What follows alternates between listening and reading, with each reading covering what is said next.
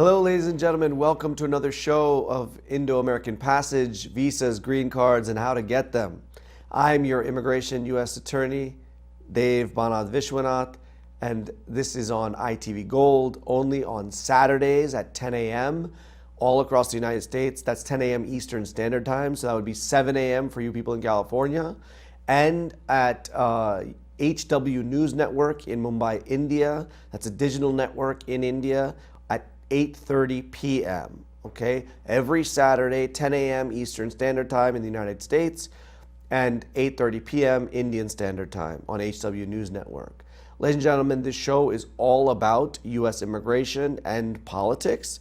It also is a way for us to discuss what the rules are, or how to think about certain aspects of immigration when you're considering migrating or if you're visiting the United States.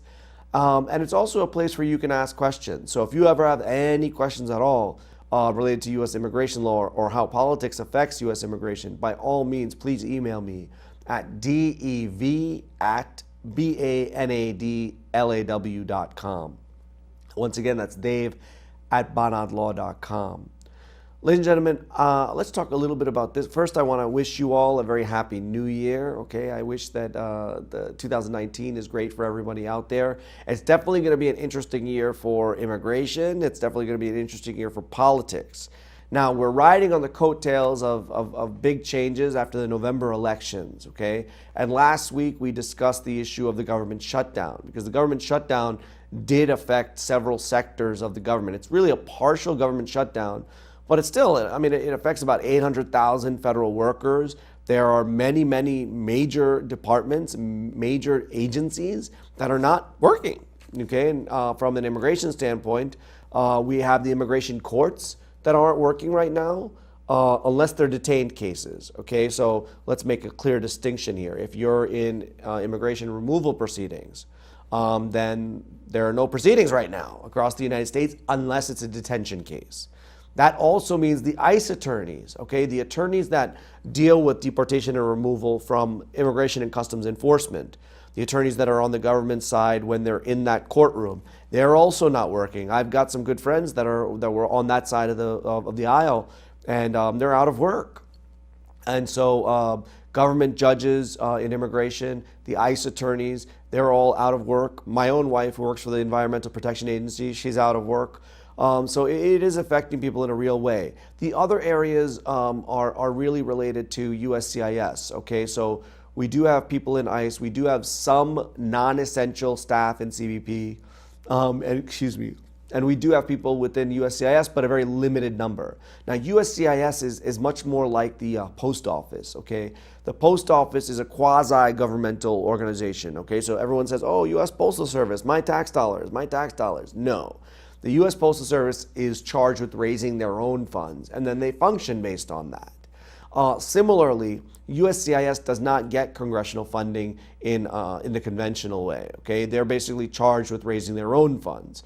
There are a few areas within USCIS that are affected by the government shutdown. Those are E-Verify, which is the platform for employers to check whether their employees have status to work in the United States. The Conrad J1 waiver program for medical doctors that are working in underserved areas. The EB5 regional centers. So for people that are putting $500,000 into EB5 programs, the regional centers right now, the USCIS regional centers are currently closed. So we're looking at the four areas that USCIS have, which are affected by the shutdown. One of them is the E-Verify program, which is the platform for employers to find out whether or not their employees have legal status or are able to work. There's the J1 Conrad medical program for doctors who are working in underserved areas. There's the EB5 regional centers for people that are spending $500,000 to invest in certain areas for a green card. The EB5 have become quite popular even amongst Indians. And right now the regional centers are closed down.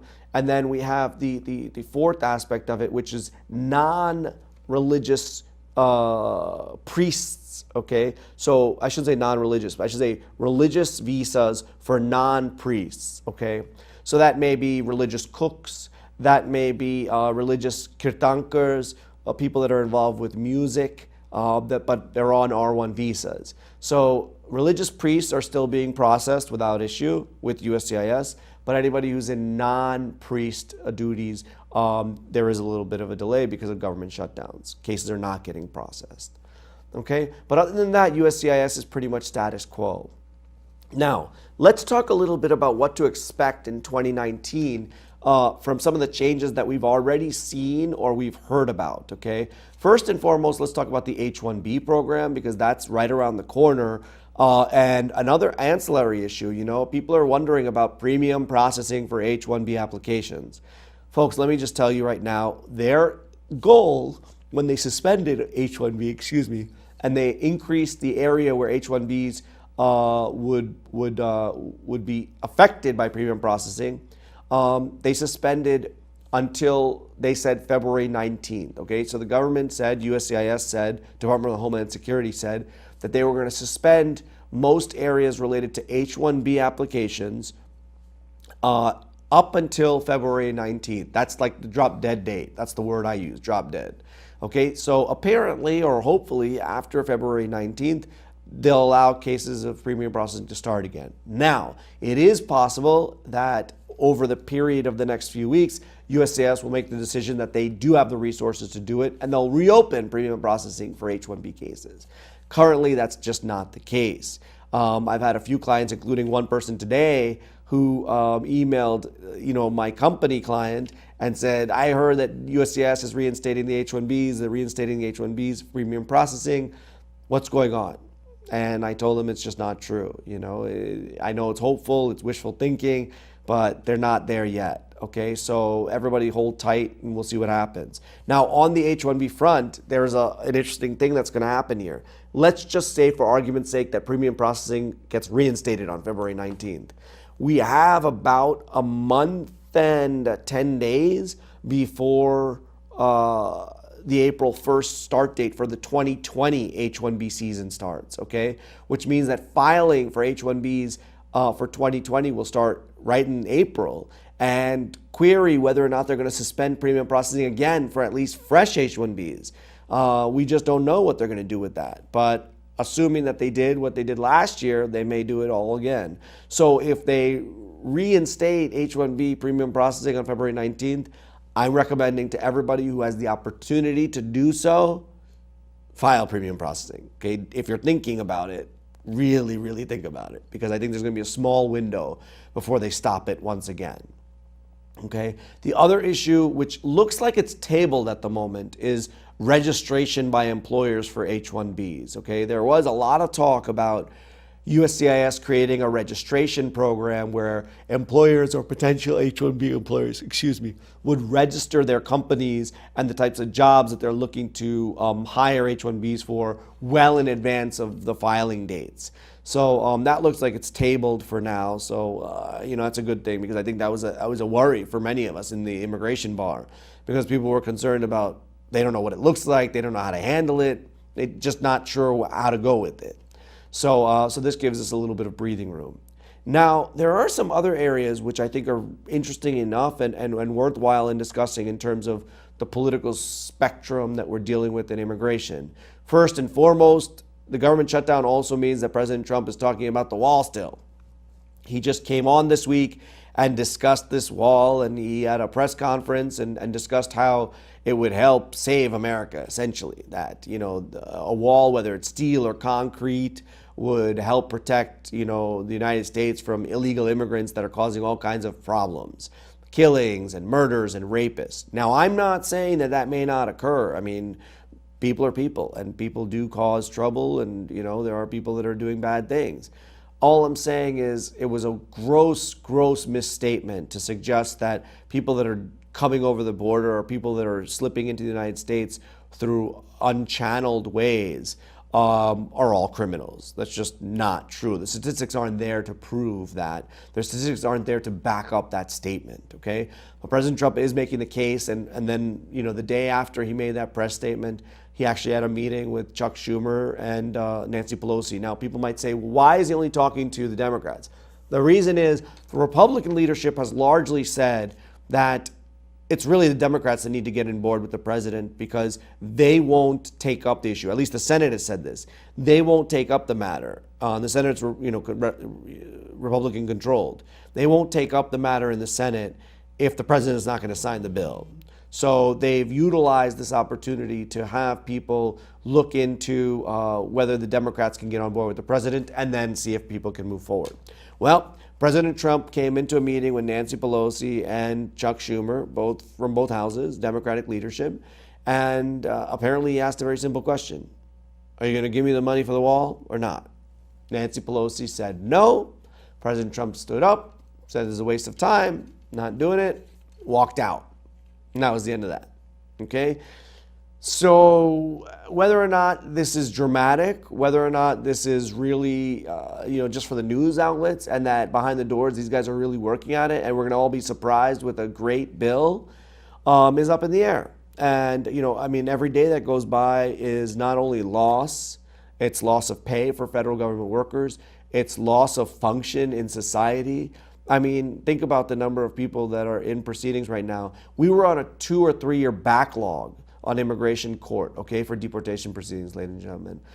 Every day that goes by, there are hundreds, if not thousands of people that have immigration cases that are now in limbo again, because all of those cases have to be rescheduled and all of those hearings have to be rescheduled.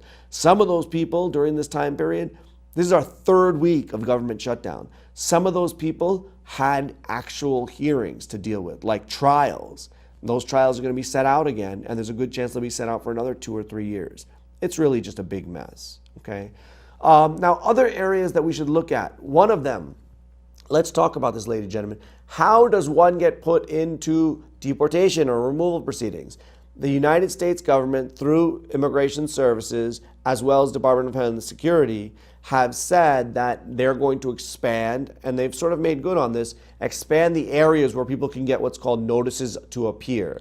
Those are the notices that put people on notice that they are officially in removal proceedings, okay?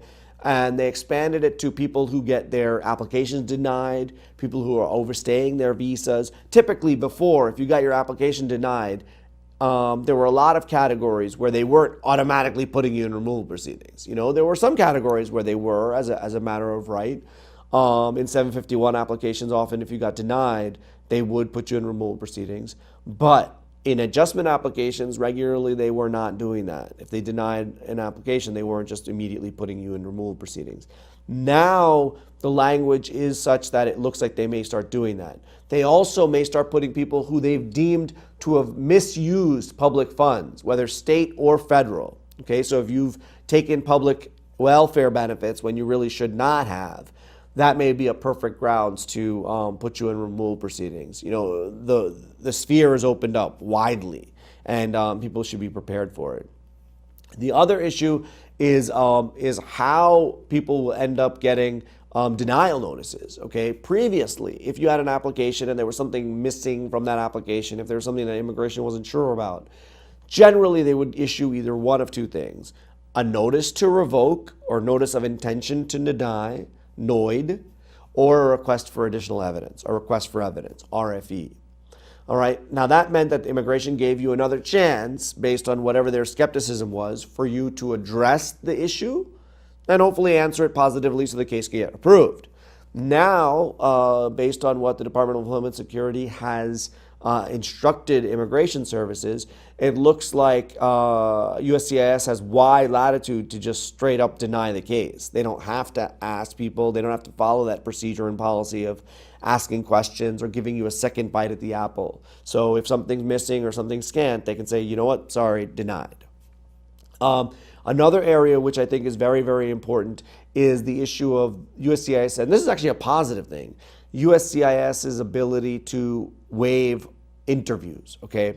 Now, we've seen a huge backlog and increasing time lag on citizenship cases, on applications for permanent residence, okay? Because of this Department of Homeland Security rule that said now everybody gets interviewed. If you've got an application for permanent residence, you're all getting interviewed, except for the fact that USCIS has discretion to waive the interview, okay? Before, there were certain cases where you just didn't really see an interview unless there was a reason to get them in there for interview, okay? So if there was something that red flagged the case, then you call them in for interview. But like a lot of employment-based cases, we're going straight to getting their green cards. Many times parents, immediate relative parents, they were just getting straight their green cards, unless there was an issue. But now everybody is supposed to get interviewed unless USCIS finds it not to be. So now they've clarified the discretion area a little bit more for USCIS, and USCIS is in a much better position to waive interview for even cases like 751 applications, and not just for people who have filed joint applications for removal of condition, like husband and wife and they're still together. But people that are not with their husband and wife, but they have enough evidence to show that they were really in a bona fide relationship, or that they really were tortured or treated cruelly, or that it would just be extreme hardship on them if they were forced to leave the United States. So there is some light at the end of this tunnel because immigration now is in the position to waive the interview, which can be a grueling thing for many people.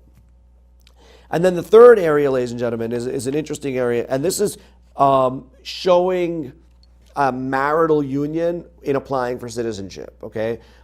So if you're married to a U.S. citizen, you have to show that you're married to that U.S. citizen, and after 3 years of being married as a permanent resident, you can apply for citizenship. Normally permanent residents take 5 years before they can apply for citizenship. So what they're going to do now is sort of emphasize that you need to show proof positive that you and your spouse are, in fact, not just married still, but that you're living together, okay? That you and your spouse are in a proper marital relationship, that you live your life together. Now, query whether or not they'll allow for certain things like, let's just say you're a spouse that's in medical school, and your medical school is in another state. Or let's just say that you're in the military. They're going to have exemptions for sure. But as a general proposition, this is going to be something that people are going to have to deal with, which is making sure that you can establish that there's a marital union and that you both, in fact, live together during the pendency of your citizenship application. That means even to the point of your oath swearing ceremony, okay? So if you end up getting divorced, if anything changes before you get sworn in as a U.S. citizen, that could affect your application.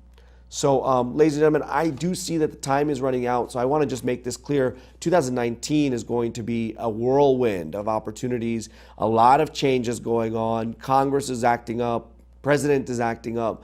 We've got a lot going on, a lot on the plate. So I want you all to stay tuned to the television, stay tuned to the news, definitely listen to my show, watch me, but read up on things because there are going to be a lot of changes this year.